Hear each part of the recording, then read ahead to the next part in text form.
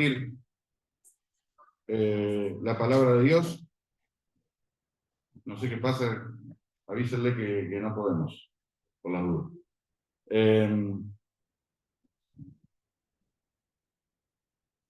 Y podemos después poner a grabar y después también compartir la presentación en la pantalla 2 para que también salga la presentación en la grabación. Bien, herramientas para la vida, dijimos que le pusimos a esta serie. Perfecto, excelente. Esta era un poco la idea de considerar distintas herramientas que Dios nos da en la misma escritura. Perdón que voy a correr esto, porque tengo miedo de romper algo. Y por otro lado, ahí está. Ahí está. Ahí. Ahora sí estoy un poquito más cómodo, más libertad de movimiento. A ver si acá está. Perdón, Bueno. Bien. Ahora sí. Dijimos que Dios nos da en su palabra distintas herramientas simplemente para enfrentar la vida. El Señor nos salvó, nos redimió, nos hizo hijos suyos, nos dio un destino eterno, nos aseguró el destino al cielo. Todo lo hizo a través de la sangre de Cristo. Lo vimos un poquito en la reunión anterior. Pero también nos ha dado distintas herramientas para enfrentar la vida. ¿Sí? Y por eso la idea de esta serie es examinar un poquito esas herramientas, como ser el estudio de la palabra, como ser la oración. Y habíamos arrancado hace un mes con justamente esta serie que decimos, ¿cómo estudiar la Biblia? Porque a veces nos encontramos, bueno, acá hay un libro lleno de cosas, lleno de distintos, en realidad la Biblia es una colección de libros, lleno de libros adentro de esa colección. ¿Y esto con qué se come? ¿Cómo podemos arrancar? Bueno, ahí estuvimos viendo algunas herramientas y estuvimos charlando un poquito sobre algún método que nos puede ayudar para que todos podamos estudiar la palabra de Dios. ¿Se acuerdan que habíamos arrancado con por qué estudiar la Biblia? Sí, el texto base que tomamos es el de 2 Timoteo 3:16. Toda la escritura es inspirada por Dios, o sea, Dios la sopló a los distintos autores humanos. Y dice que toda esa escritura es útil para enseñar, para redarguir, o sea, convencer, básicamente, y convencer de pecado, para corregir, para instruir en justicia. Ahí hay distintas metáforas de lo que es la Biblia. No entramos demasiado en detalle en eso. Pero sobre todo nos interesaba esta cuestión, que es que la Biblia da herramientas efectivamente para la vida del día a día. Si bien contiene muchas verdades teológicas que son de enorme profundidad, que necesitamos aprender y que necesitamos incorporar, la Biblia da estas cosas también.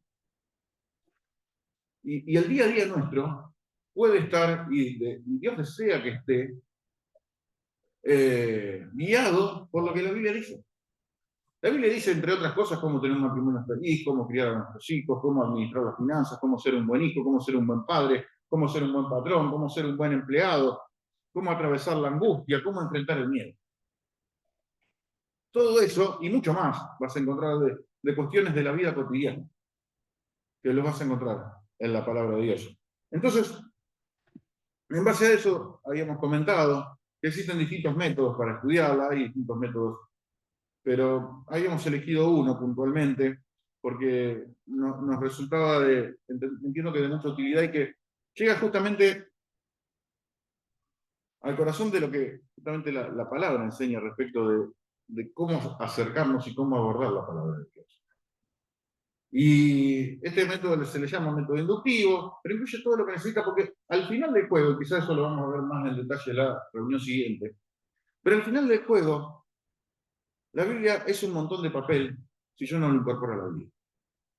Si no me sirve para todo esto que vimos antes. Si no me sirve para eso, si no me sirve justamente para la vida del día a día, la Biblia es un montón de papel. O son letritas que están en un celular o en una pantalla. Y bueno, por eso comentaba, me gusta este método, que se le llama método inductivo, que cuenta justamente de 3 etapas. Una etapa en la cual estuvimos entrando en detalle por ahí la vez pasada, que es la etapa de observación del texto bíblico, y simplemente la pregunta, que parece muy simple, y muchas veces lo vimos la vez pasada, no lo es tanto, es ¿qué dice el texto? ¿Qué dice el texto? ¿Cuál es la acción? Es ver, es observar con detenimiento, es hacerle preguntas al texto, es tener ese deseo de llegar al corazón de la verdad como lo tiene un detective, decíamos, era el ejemplo que habíamos puesto, ¿se acuerdan? Donde el detective tiene que examinar cada detalle y donde tiene que observar todo lo que ve. Ahí se acuerdan, ahí pusimos al costadito la figurita de los 16 cuadraditos que habíamos hecho como habíamos utilizado como un ejercicio de observación. Después, el que no estuvo, después cualquier cosa consulta o lo busca en YouTube. Entonces, la primera pregunta es, ¿qué dice el texto? Que, como decíamos, parece simple, no lo es tanto, hay que observar en detalle para ver efectivamente qué es lo que dice. Ahora la segunda pregunta, y es la que vamos a tratar de ayudar a que hoy nos encontremos herramientas para poder responder cada vez que nos acercamos a la Biblia, es ¿qué quiere decir el texto? Es entender, ya, interpretar el texto de acuerdo a lo que Dios nos dejó justamente en la palabra. Esto es naturalmente que es también crítico. Si no observamos en detalle, seguramente la interpretación no va a ser la mejor. Por eso hay que observar con lujo de detalle, si se quiere, cuando llegamos al texto. Pero ahora tenemos que entender. Con esto del entendimiento a veces nos hacemos mucho barullo. Vamos a tratar de que no sea tan emparullado. Pero nos hacemos mucho barullo. Normalmente, por una cosa que comentamos también en la reunión anterior, y es ese barullo lo hacemos porque tenemos el prejuicio de que el entendimiento del texto bíblico está reservado solamente para los estudiosos, para los predicadores, para los que estudian en un instituto. Y pensamos que la cosa va por ahí y que quienes, bueno, los que tienen que entender bien la Biblia son los que predican y nada más. Después yo más o menos leo un texto de un devocional y le doy para adelante. Y no pasa por ahí. No pasa por ahí. Como decíamos, la Biblia nos da herramientas para la vida. Y Dios quiere que esas herramientas las usemos todos. No está reservada a un grupo específico de iluminados. No, no, es para todos. Es para todos.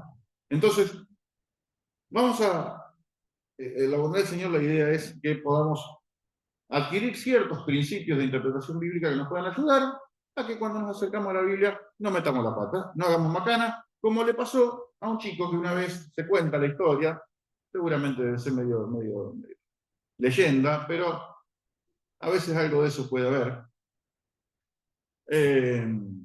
Se cuenta que un chico una vez quería saber cuál era la voluntad de Dios. Entonces empezó a hacer una práctica que está muy mal, pero bueno, alguno puede llegar a pensar que está bien. Y empezó a hacer lo que bibliomancia, ¿no? Entonces abrimos la Biblia, cierro los ojos, pongo el dedo y digo, bueno, ¿qué será lo que Dios me quiere decir? Bueno, resulta ser que este chico en algún momento parece ser que hizo eso, puso el dedo y encontró el texto de Mateo 27:5, se refiere a la muerte de Judas, y dice que fue y se ahorcó. Él le preguntaba, Señor, ¿qué hago? ¿Qué hago? Fue Judas y se ahorcó. No, algo está mal.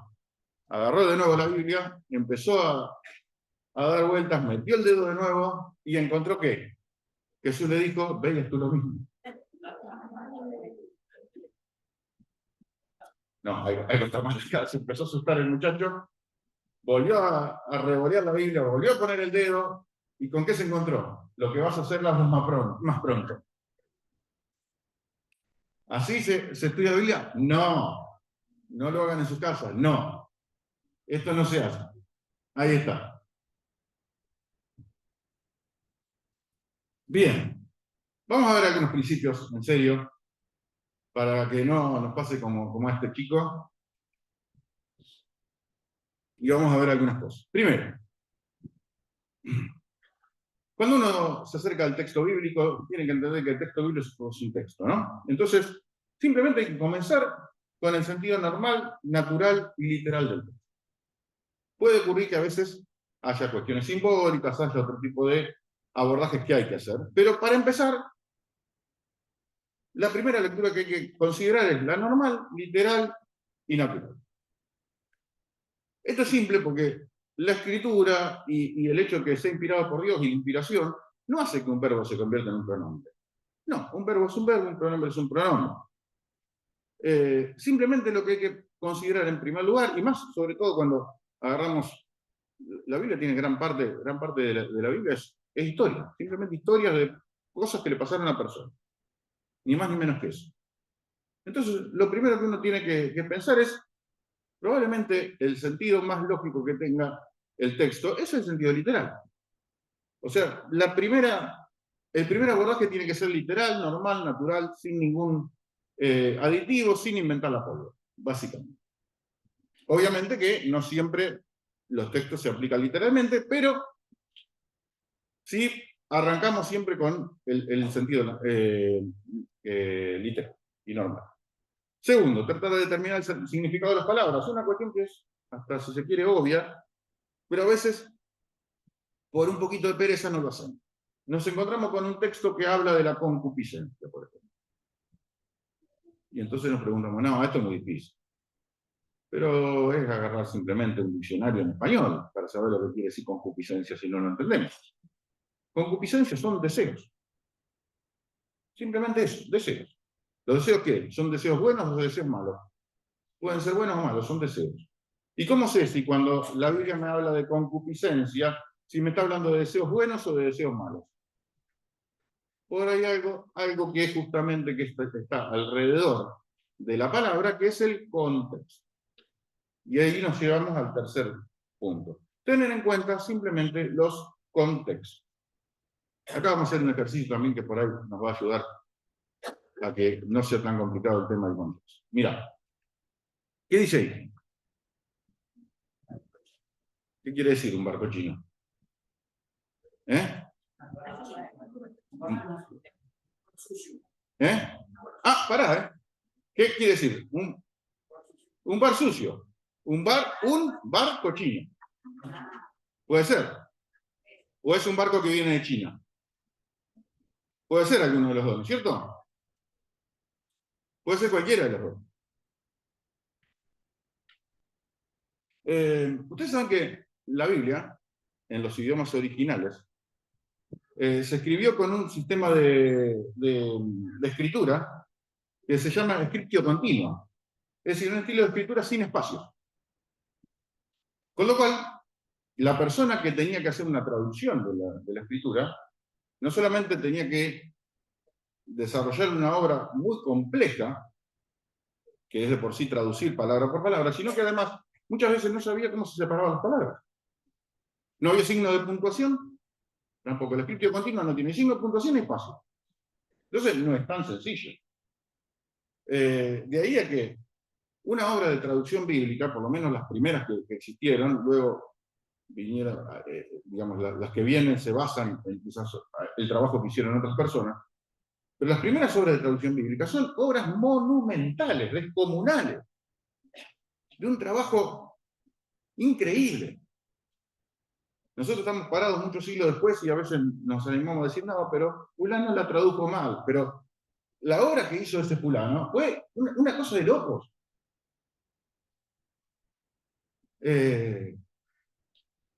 Y gloria a Dios por esos fulanos que hicieron esa traducción y se habrán equivocado, naturalmente. En algunas cosas se habrán fallado y es probable que haya sido así, pero gloria a Dios por los hermanos que hicieron las traducciones. Ahora, ¿cómo sé si cuando leo un barco chino me está hablando de un bar muy sucio, un barco chino, o si me está hablando de un barco que viene de China? Bueno, ¿qué es lo que me va a determinar el sentido de una cosa o de la otra? Justamente lo que está alrededor. Lo que está alrededor, que es el contexto. Por ejemplo, si usted se fija, va a haber ahí dos textos en donde aparece la misma expresión, todos juntos, y si llegan a leer, fácil se van a dar cuenta de qué está hablando. Juan miraba al puerto con ansias, la esperanza de verla entrar, iluminaba sus ojos cansados, sentado en una mesa del fondo de un barco chino, aferrado a su taza. Estaba hablando de un bar que era muy sucio, ¿no? Aferrado a su taza, en ese rincón olvidado, Juan soñaba con un reencuentro que lo cambiaría todo, Bueno, lo leí rápido porque lo escribí yo, pero si lo tenés que leer la primera vez te volvés loco. Entonces, ¿qué está hablando? De un bar sucio. ¿Lo rojo qué es? El texto. Lo azul, el contexto. El otro, obviamente, que está hablando del barco de China, ¿no? En el puerto, Marta vivía el comienzo de una nueva aventura y su corazón latía con emoción ante la promesa de lo desconocido. Finalmente, a lo lejos divisó la figura de un barco chino que se acercaba lentamente. Lo rojo, texto, lo azul, contexto. ¿Se entiende? Entonces, cuando nos vamos a acercar a la Biblia, vamos a tener que tener en cuenta justamente el contexto. El contexto del pasaje, el contexto del libro, el contexto de toda la Biblia y el contexto histórico-cultural del momento que se vivía. Por ejemplo, si ustedes toman libro de Eclesiastés, capítulo 1, versículo 1, dice: vanidad de vanidades, dijo el predicador, vanidad de vanidades, todo es vanidad. Sabemos que vanidad significa algo vacío, algo que no tiene sentido. Incluso la palabra original, que por ahí no, quizás no sea lo necesario en este momento ponernos a estudiar, pero quien lo ha visto sabe que la palabra original significa aliento, vapor, viento, algo inmaterial, algo intangible, algo insustancial. Esa es la palabra vanidad. Entonces, si uno lo lee fuera de contexto, va a pensar vanidad de vanidades, todo es vanidad, y después va a leer un poquito más y se va a encontrar con que todo es vanidad para Salomón en el libro de Eclesiastés. Que nada sirve, que es todo vacío, que su postura filosófica puede ser como la de algunos filósofos del siglo pasado que pensaban que la vida no tenía ningún tipo de sentido. Y claro, y si uno lo analiza así fuera de contexto, podría pensar que es así. Cuando se mete en el contexto del libro y en la historia que Salomón tuvo, se va a dar cuenta que para él todo es vano y no podía obtener satisfacción en cuestiones terrenales. Toda la observación que él hace, la hace basada en una frase en el libro de Eclesiastés, que esa frase dice debajo del sol. Y claro, debajo del sol, y sin tener en cuenta a Dios, es cierto que todo es vanidad. Es cierto que nada sirve y es cierto que es todo insustancial. Pero claro, todo el significado que él quiso encontrar, lo quiso encontrar en cosas terrenales, en cosas que estaban debajo del sol. Y el significado solo se encuentra por encima del sol. Sabemos, ¿no? Los hijos de Dios sabemos que Jesucristo nos ha hecho sentar en lugares celestiales juntamente con Él. ¿Sí? Dice el libro de Efesios, por ejemplo. Eso está por encima. Entonces ahí uno se da cuenta que no, capaz que el libro no es tan pesimista. Y cuando uno entra a fijarse y a recorrerlo y ve cómo termina, dice: el fin de todo discurso oído es este. No es el fin de todo el discurso, la conclusión final a la que llego es todo es vanidad y nada sirve. No, no es todo vano. Hay cosas que sí tienen sentido, hay cosas que sí valen la pena. Y al final del libro dice: el fin de todo discurso oído es este: teme a Dios y guarda sus mandamientos, porque esto es del todo bueno. Entonces el contexto a veces del pasaje, a veces el contexto del libro, como en el caso de Eclesiastés, nos ayuda mucho a entender de qué está hablando justamente esta persona. El contexto de toda la Biblia a veces, hay textos que a veces, si uno los aborda sin preparación, puede llegar a sacar la conclusión de que la salvación se puede perder.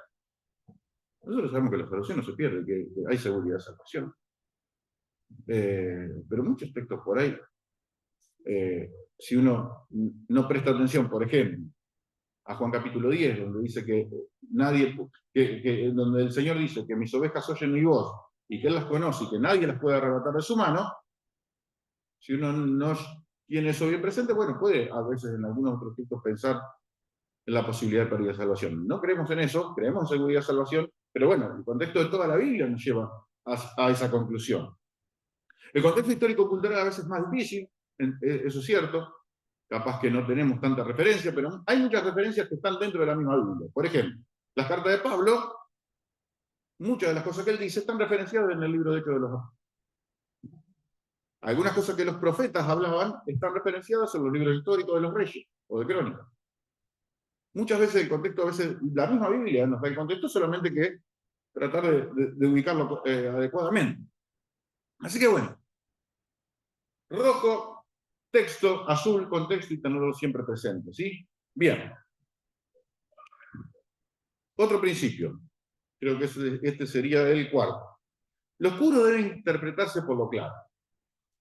Es decir, la Biblia se interpreta a sí misma. Las cosas que por ahí no nos terminan de quedar claras, quizás otro pasaje nos clarifica y nos da el entendimiento perfecto de lo que nos estaba diciendo. Por ejemplo, acá otra vez vamos a poner un ejemplo. Fíjense esos dos textos del libro de las cartas de Pablo a Timoteo. El primero está en la primera carta, ¿sí? Pero el Espíritu dice claramente que en los posteriores tiempos algunos apostatarán de la fe, escuchando espíritus engañadores y a doctrinas de demonios. En la segunda carta, 3.1, dice también debes saber esto, que en los posteriores días vendrán tiempos peligrosos. Ahora, ¿cuáles son los posteriores tiempos de los posteriores días? ¿De qué está hablando? Va a pasar eso en los posteriores tiempos, dice en el primer versículo. En el segundo, en los posteriores días. ¿Y de qué estamos hablando? Cuando hablamos de los posteriores tiempos, los posteriores días. Bueno, los días actuales. Los días actuales. Y cuando hablo de los días actuales, ¿por qué lo sabemos? Por Hebreos 1. Dios, habiendo hablado muchas veces y de muchas maneras en otro tiempo a los padres por los profetas, en estos posteriores días nos ha hablado por el Hijo. Lo que quiere decir que luego de la llegada del Hijo, del Señor Jesús, cuando Dios dio su mensaje perfecto encarnado en la persona del Señor Jesús, y bajo ese mensaje que Dios nos ha dado a través del Hijo, en ese tiempo es donde la Biblia los enmarca en los posteriores días o los posteriores tiempos. Vale decir, cuando habla de los posteriores tiempos, estamos solo tiempo acá. Estamos en los posteriores tiempos. Estamos en los últimos tiempos, justamente. De eso se trata. Muchas veces, y a veces tenés que tener a lo mejor algún pantallazo general para poder hacer cierto tipo de vinculación, relación. Capaz que acá, en esta etapa, ya la cosa no es tan sencilla como al principio, como es una observación, pero no es nada del otro mundo.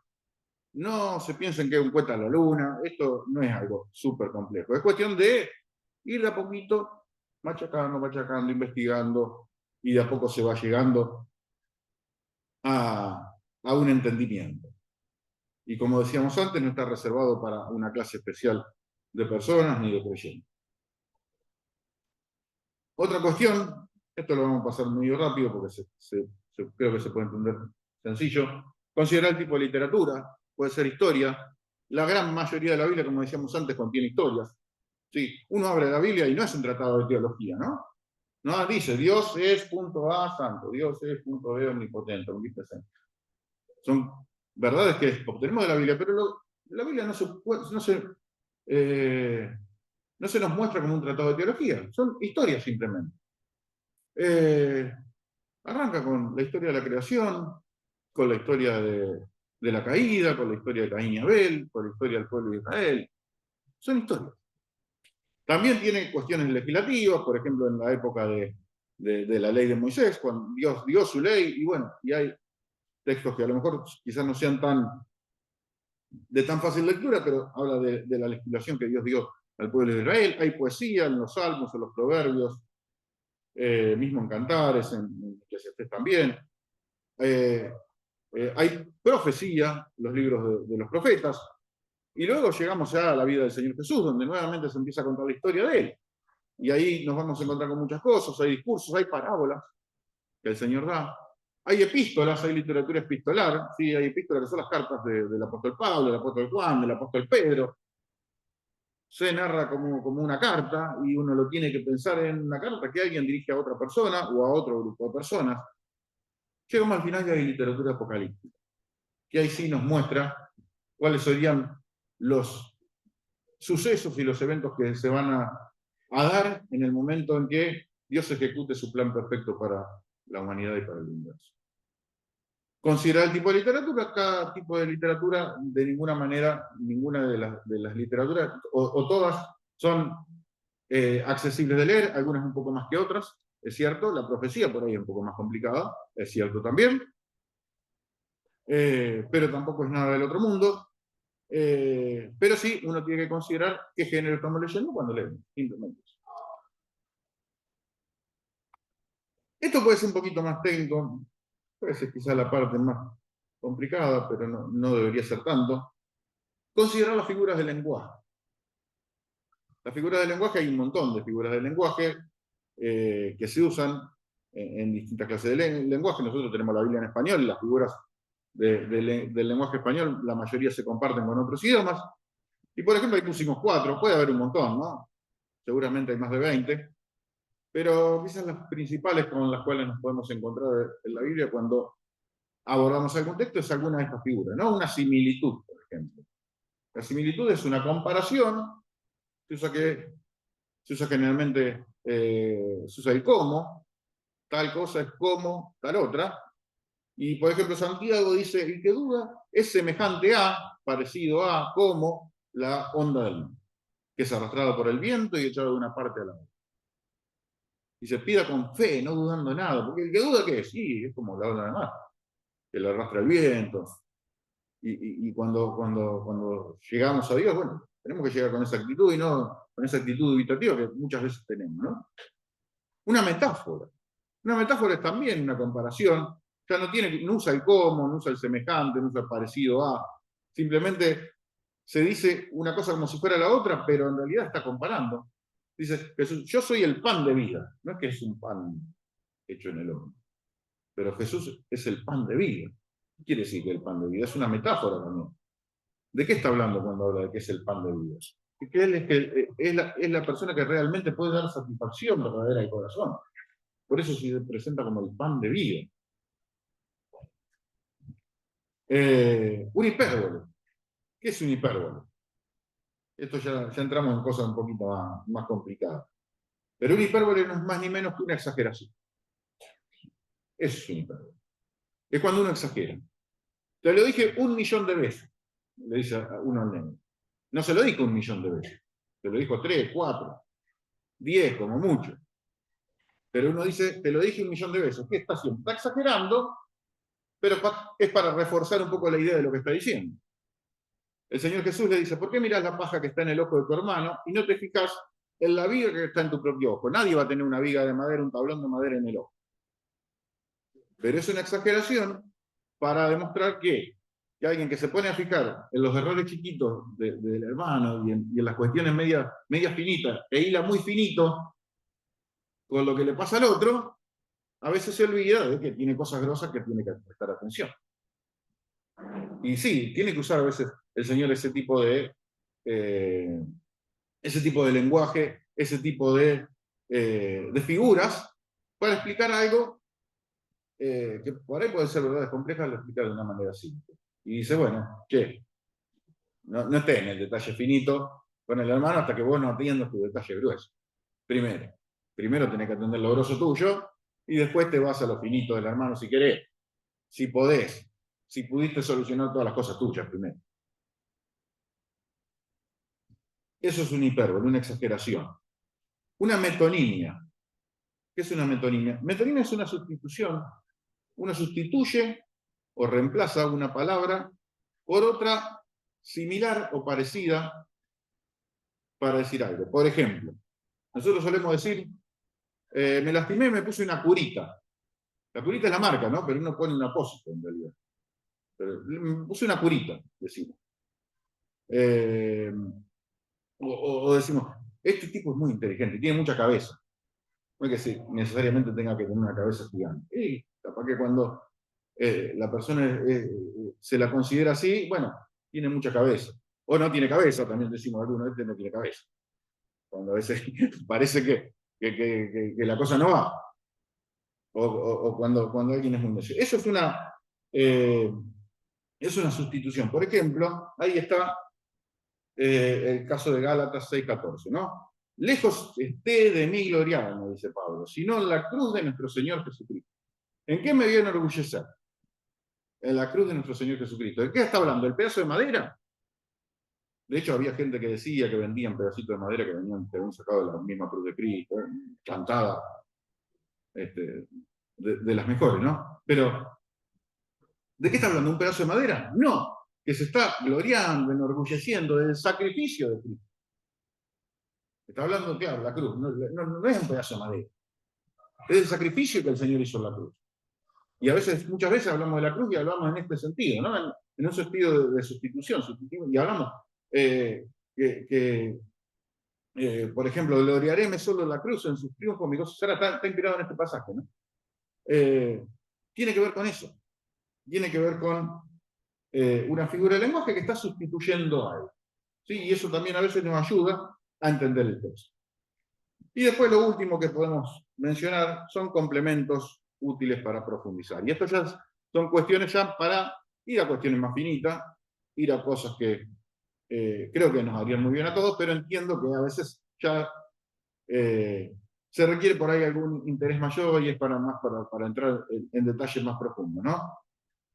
Por ejemplo, el examen de los idiomas originales. Hay quienes han dicho en algún momento, y creo que hay que hacer una distinción ahí, hay quienes han dicho, no, el examen de los idiomas originales es fundamental, no es un complemento. Es lo primero que tenemos que ir.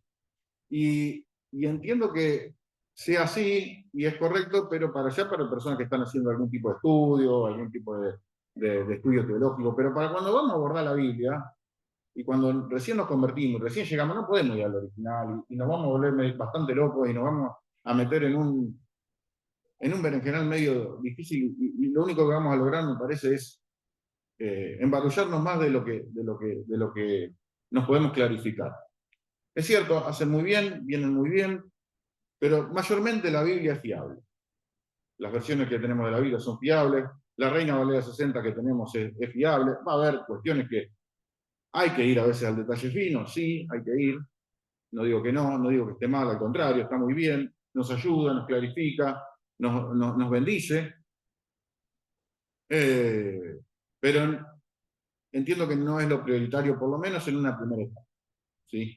Pero sí es un buen complemento. Comparar versiones, lo mismo, usar diccionarios bíblicos, usar comentarios, capacitarse en instituciones. Una cosa que me puso muy contento es que 3 hermanos de acá de la iglesia van a estar incorporándose, más una que ya teníamos, al PFBIN, al Programa de Formación Bíblica y Ministerial este año, así que es una bendición también. Bueno, todo ayuda, todo es complemento, todo va, y cuando uno se quiere meter más adentro, las profundidades son insondables. Es decir, no hay ninguna sonda marina que pueda llegar a la profundidad de lo que la palabra de Dios nos muestra. Esto en cuanto a los principios, un ejemplo práctico, y con esto terminamos. Un ejemplo práctico, como para simplemente tener presente, y con esto vamos a cerrar. Ejemplo práctico más que nada de figuras de lenguaje, ¿no? Recuerden ese texto, Mateo capítulo 5, versículo 27 al 30, el Señor Jesús está dando el sermón del monte, y les dice a sus discípulos y a las personas que escuchaban, ustedes oyeron que fue dicho, no cometerás adulterio. Pero yo les digo que cualquiera que mire a una mujer para codiciarla, ya adulteró con ella en su corazón. Por tanto, si tu ojo derecho te es ocasión de caer, sácalo y échalo de ti. Pues mejor te es que se pierda uno de tus miembros, sino que todo tu cuerpo sea echado al infierno. Y si tu mano derecha te es ocasión de caer, córtala y échala de ti. Pues mejor te es que se pierda uno de tus miembros, sino que todo tu cuerpo sea echado al infierno. Fíjate que ahí hay varias figuras de lenguaje con las cuales nos podemos encontrar. Y esas figuras de lenguaje nos ayudan a una interpretación correcta del texto. Acá podemos observarlo en detalle, podemos hacerle muchas preguntas, como vimos en la reunión anterior, y sería bueno, pero después tenemos que llegar a algún grado de interpretación para entenderlo bien. Por ejemplo, cuando habla del ojo, no está hablando del ojo con el iris, la córnea y todo eso, está hablando de la mirada. Cuando habla de la mano, está hablando de la mano con los dedos y las uñas. Está hablando de las acciones que normalmente hacemos. Esos son metonímicos, esas son sustituciones, está hablando de ese tipo de cosas. Ahora, el ojo, la mano, y cuando dice tu ojo derecho te es ocasión de caer, o tu mano derecha te es ocasión de caer, están representando una tendencia natural que tenemos al pecado. Es una metáfora, es decir, la mano me es ocasión de caer, o el ojo me es ocasión de caer, las cosas que yo veo me pueden llevar a conductas que finalmente puedan ser pecaminosas. Bueno, ¿de qué está hablando? ¿Del ojo físico? ¿Está hablando de la mano física? No, está representando nuestra tendencia que tenemos naturalmente al pecado. Y por último, dice, bueno, si tu ojo te es ocasión de caer y tu mano te es ocasión de caer, ¿qué medidas tenés que tomar? Arrancate el ojo o cortate la mano.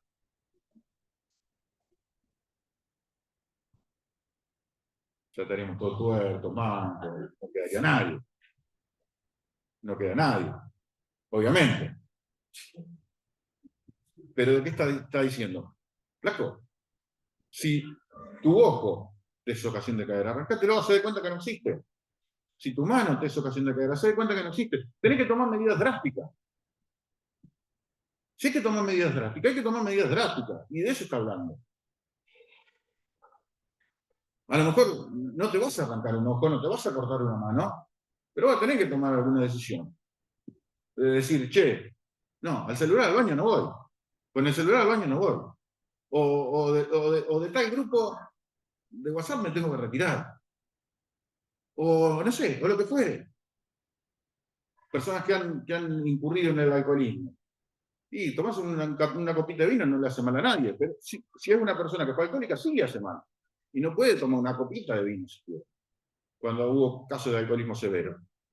Son medidas drásticas que hay que tomar. ¿Se entiende? Y las figuras del lenguaje nos ayudan a lograr un entendimiento del texto. Y ese es el mensaje que Dios nos quiere dar, que siempre vayamos a buscar cada vez más. De eso se trata, en definitiva. La Biblia tiene que llegar, y esto lo vamos a, como decía, lo vamos a hablar más en detalle en la próxima, ¿no? Pero la Biblia tiene que llegar al corazón y a las acciones. La Biblia tiene que afectar nuestras decisiones. El Espíritu Santo nos tiene que guiar en todo lo que hagamos en el día a día, en el transcurrir de las decisiones que tomamos. En cómo voy a, por ejemplo, voy a administrar los fondos o el patrimonio chico o grande que pueda llegar a tener, que la bondad del Señor Él te ha dado. En eso, a eso tiene que llegar la Biblia, y para eso necesitamos, sí, el interés que habíamos visto y el deseo de aprender, como habíamos visto la otra vez con los ejemplos de los detectives. Necesitamos interpretar.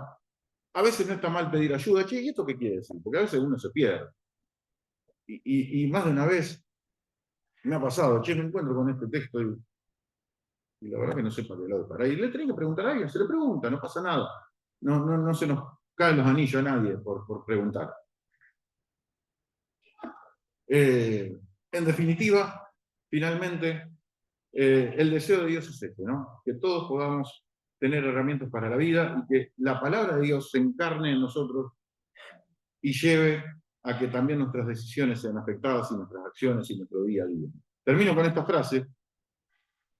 ¿Por qué estudiar la Biblia? Bueno, está bueno el consejo que dio un autor anónimo, que no se conoce, pero este autor anónimo decía, cree a la Biblia para ser salvo.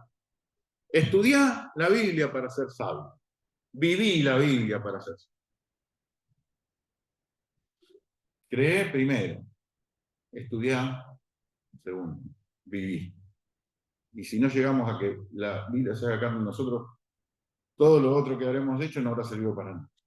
Viví. Ese es el mensaje que el Señor nos da. Viví la Biblia para que puedas estar cada vez más cerca de Él. Amén. Oramos para terminar. Señor, te agradecemos por este momento, por este tiempo que nos has dado, por habernos permitido, Señor, meditar en tu palabra una vez más. Te pedimos que nos guíes y que, Señor, toda la riqueza que vos nos has dejado, Señor, en tu palabra, pueda ser incorporada y pueda ser utilizada en el día a día, Señor, que tenemos, Señor, en nuestra vida. Señor, que cada día podamos ser más santos, estar más cerca tuyo, vivir de acuerdo a lo que tu voluntad desea,